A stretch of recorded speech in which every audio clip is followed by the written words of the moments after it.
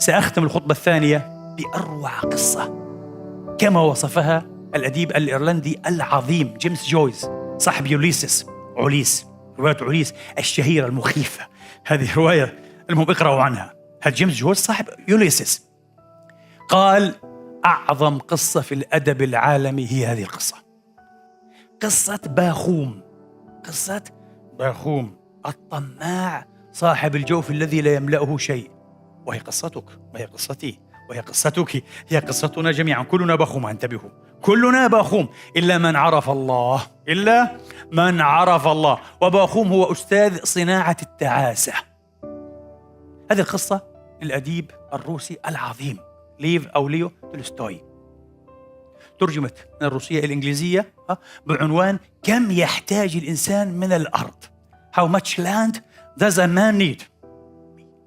باختصار القصة عن قروي فقير معدم لا يمتلك أرضا، يشتغل بأشبه بالسخرة، اسمه باخوم، بالروسية باخوم، أصلها معناها الفخذ لكن اسمه باخوم، بالإنجليزي باهوم كتبوها. المهم باخوم اتفق ذات ليلة وهو جالس إلى جانب الموقد، ربما في ليلة خريفية أو شتوية، أن استمع إلى حديث دار بين زوجته الحبيبة وبين أختها الكبرى التي جاءت من المدينة، تحدثه عن مزايا الحياة المدنية ومثالب الحياة في الريف، إلا أن زوجته كانت قنوعة وراضية وردت عليها حججها. استمع هذا فقال في نفسه: لو أمكن أن يكون لي قطعة أرض ولو صغيرة أحتاج منها أعمل فيها لنفسي، يعني لا أغترب بلغة ماركس عن عملي، إذن لما عبأت بأحد ولو كان رئيس الأبالسة. من سوء حظه أن إبليس كان جالسا خلف الموقد، سمع هذا التحدي بمثابة التحدي وقبل التحدي. قال له: قبلت التحدي دون أن يسمع. وسأقودك إلى مهلكتك، حنشوف أنا ولا أنت. القصة باختصار: بعد فترة وجيزة، سيدة طيبة القلب لينة العريكة حسنة المعشر، كانت من كبار الملاك في تلك القرية النائية في الريف الروسي، عرضت أرضها للبيع، فتهافت عليها الفلاحون. وبعد قليل أخوه فكر في نفسه: لماذا لا أشتري أيضا أنا؟ فاضطر أن يبيع نصف خلايا النحل لديه ومهرة صغيرة كانت عنده، وأجر ابنين له عاما كاملا في إحدى المزارع وأخذ الأجر مقدما، ثم استلف البقية من أحد أنسبائه ودفع نصف ثمن 40 فدانا، وكتب قيدا على نفسه بالنصف الآخر أن يسدده في ظرف 2 سنين. وبعد سنة واته الحظ وأسعده المقدور، وكان المحصول وفيرا، فسدد البقية في 1 سنة، وقال: الآن أعيش الحياة الهانئة التي طمحت إليها وطمعت فيها. ولكنه لم يلبث إلا يسيرا حتى بدأ يتعكر صفو حياته بجيرانه أو بعض جيرانه الذين يتركون سوائمهم ومواشيهم ترتع في زرعه، مما جره إلى القضاء أكثر مرة والمحاكم. فقال: ما هذه الحياة التعيسة؟ بدأ الآن يرى وجها آخر للغنى، وجها آخر للامتلاك. وذات يوم مر بقريته فلاح نزل عليه ضيفا أكرم وفداته وأحسن قراه، أخبره أن في أرض الفولجا أراضي زراعية وفيرة وخصبة جدا، والناس هناك كرماء، كل من أراد أن يستعمر هذه الأرض أن يزدرعها وأن يستثمر فيها أن يستعمر تلك الأراضي، أعطوه 25 فدانا مجانا وساعدوه. المهم ذهب وتحقق من الخبر، ثم شد الرحال مع زوجته وأولاده وباع أملاكه في قريته وذهب إلى الفولجا، وهناك حصل على 5 أنصبة هو و4 من أولاده، 125 فدانا، 125 فدانا. وكانت أرضا زراعية طيبة خصبة كريمة تنبت أضعاف ما كانت تنبت أرضه في القرية هناك. وجعل يبيع ويشتري، وبعد بضع سنين صار لديه 1300 فدان، وشعر بأن القدر قد أسعده وبسم له.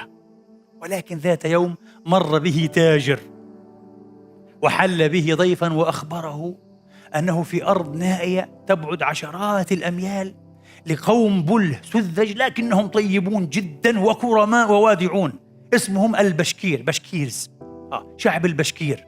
هناك لديهم أراضي زراعية لا تغرب عنها الشمس، وهم يعطون من شاء ما شاء منها بأبخس الأثمان.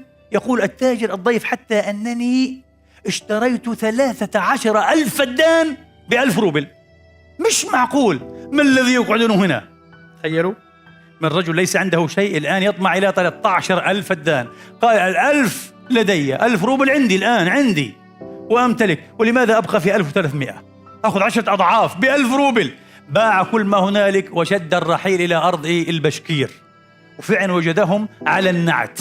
قال له كل ما يلزمك أن تلطفهم وأن تحسن إلى كبرائهم ورؤسائهم بأنواع الهدايا فقط، ثم بعد ذلك هم يساعدونك ويسعفونك في مرغوبك. فعلا اشترى وهو في الطريق مجموعة من الهدايا اللطيفة الكريمة، ثم قدمها إلى رؤساء البشكير فأكرموه إلى الغاية. ما حاجتك؟ قال حاجتي كذا. قال خذ ما شئت من. قال لا، الدنيا حياة وموت وحق وباطل. لا، أنا أريد كل شيء بالقانون، بيع وشراء. بكم تبيعون؟ هم أحبوا لأنه قدم لهم الهدايا والألطاف. قالوا الثمن لدينا لا يتغير، ونحن هنا لا نستخدم المقاييس المشهورة في المساحة. ماذا تستعملون؟ قالوا 1,000 روبل لليوم الكامل. قال لم أفهم. قالوا تسعى جهدك بساقيك يوما كاملا، أين بلغت فهو لك ب1,000 روبل. وين ما تروح ب1,000 روبل، شريطة أن تعود قبل أن تغرب الشمس إلى النقطة التي انطلقت منها، وكل ما تقطعه برجليك هو لك. قالوا ولا أحسن، هذا أحسن عرض سمعته في حياتي. لم يذق غمضا تلك الليلة. وكيف؟ والأحلام تأخذه وتعود به، تبني له قصورا وتفتح له كنوزا، كنوز قارون. حتى إذا اقترب الفجر أن ينفجر غلبته عيناه، فرأى حلما نختصره الآن لا نذكره مرعبا. قال إنه حلم شيطاني وأعوذ بالله من شر الشياطين. حتى إذا أشرقت الشمس قليلا وجد القوم في انتظاره على تل هناك نقطة المنطلق، فدفع 1,000 روبل نقدها لرئيس القوم الذي وضعها في قبعته ووضعها على التل حتى يتم الاتفاق. خذ فأسك وخذ معك بعض العلامات البسيطة وانطلق وعلم كل كذا كيلو، علم أين تبلغ، ثم بشريطة أن تعود قبل أن تدل الشمس للغروب. قال حسن. أخذ الرجل يهرول ويضع العلامات حتى قارب النهار على الانتصاف. قال هذه الأرض لا يتساوى طولها مع عرضها، فطولها يفضل عرضها كثيرا. علي الآن أن آخذ في سمت آخر لكي يتوازن الطول مع العرض. وأخذ، ولكن ضعفت منته، ضعفت قوته، وجعل يمشي مشية أضعف. لا بأس. وكلما تذكر أنه سيكون له كل ما قطعه جدد هذا وأحيا فيه ميت الأمل والقوة، فعاد قويا.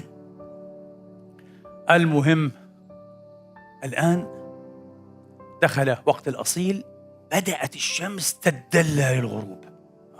يعني ما هي إلا ساعة أو ساعة إلا قليلا حتى تغرب الشمس. علي أن أعود، ويلي وإلا خسرت كل شيء، ويلي. بدأ يعود ولكن أضعف، شعر بضعف وبإنهاك، وقد دميت قدماه وتشققتا، فألقى كل شيء حتى لم يبقى عليه إلا قميص وسروال.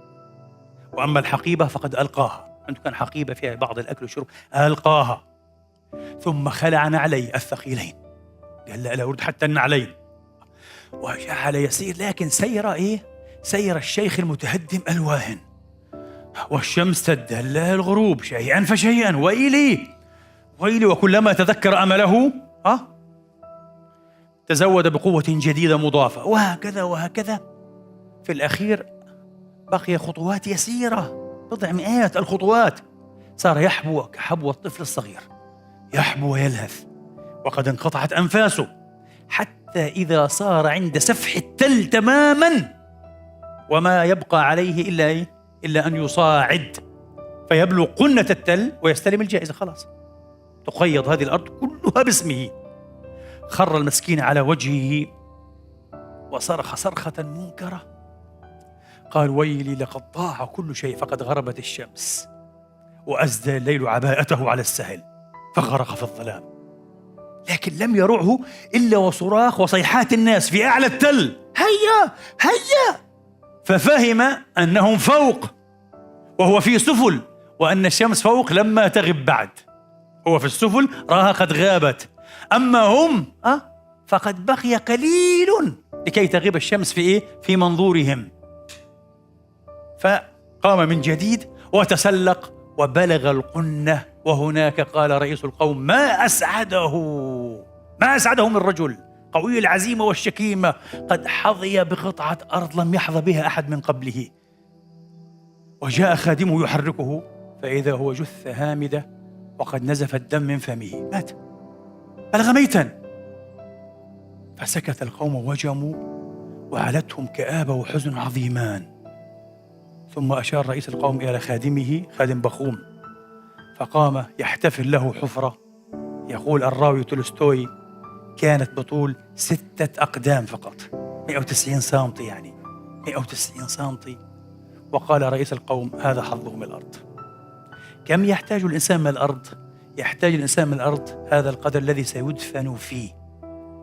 يقول عبد الله ابن الشخير والد مطرف التابع الجليل، وهو صحابي جليل هذا عبد الله، يقول عبد الله ابن الشخير الصحابي الجليل: دخلت على رسول الله صلى الله عليه وآله وأصحابه وسلم فوجدته يتلو: ألهاكم التكاثر حتى زرتم المقابر، ويقول: يقول ابن آدم: مالي مالي، وهل لك يا ابن آدم من مالك إلا ما أكلت فأفنيت، أو لبست فأبليت، أو تصدقت فأمضيت، وفي رواية: وما سوى ذلك فذاهب وتاركه، أي لغيرك.